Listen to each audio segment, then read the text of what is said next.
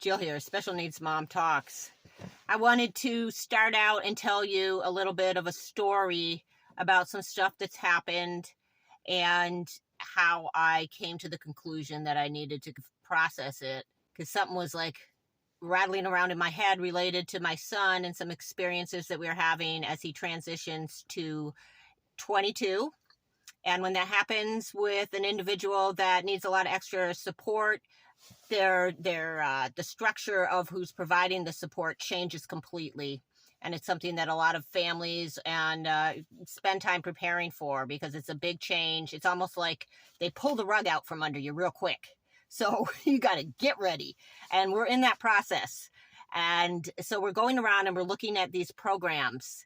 Oh, they have these programs called, hopefully I'll get this right, community-based day supports. And there's different levels of high need, low need individuals that are in the programs, and your offspring or whoever you're helping with this transition goes to this program or gets on a list where they are accepted into these programs. And then they get support around, depending on their need, jobs, doing job applications, going out into the community and working at jobs as a group, and possibly facilitating individual placements. They do activities there. They do life skills activities. One of the places that we looked at had an on-site facility that does some kind of packaging or something.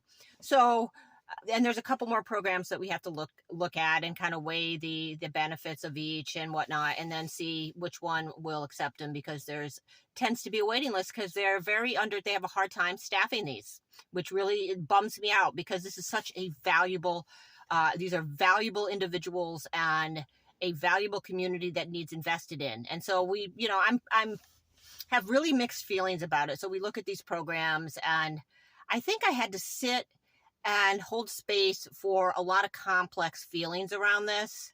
And I am grateful for how much progress has come along in terms of understanding the supports that an individual with, say, an intellectual disability has in order to have a quality of life.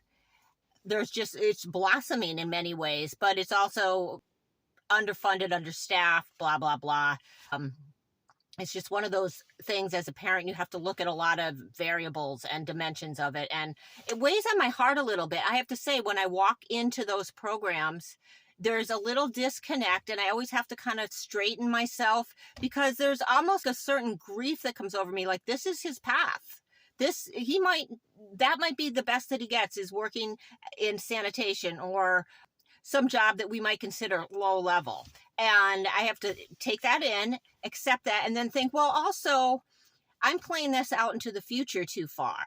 I just don't know what can happen.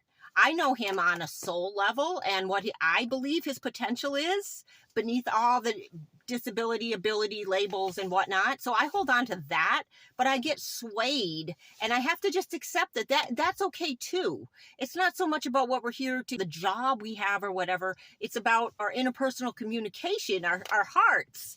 So, but I can't lie and say that it's fun or it's easy to just be like, oh, I'm sending my kid off to this program and they're going to be learning about things that maybe aren't on their, like, he has grand dreams for what he wants to do, aren't on their list of grand dreams. They're building skills that could get them to that list of grand dreams.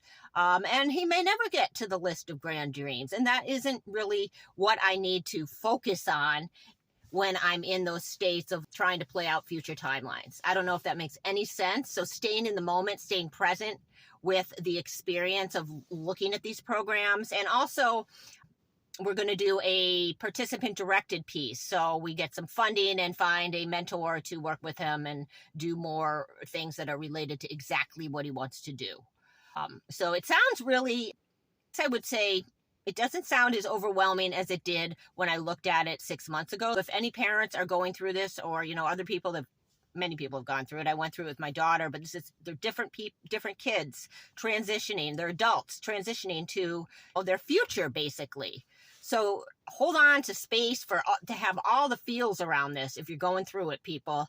And also, don't play out the timeline, because so much has changed just in the 27 years that I've been doing this. So that's what I have to say. Yeah, stay in your heart. And be honest with your feelings around it. That's what I have to do. And I am. It's a challenge, but it's also exciting, and try not to get into the denser negative type thoughts around it. So that's all I got for you today. Keep going. Love ya.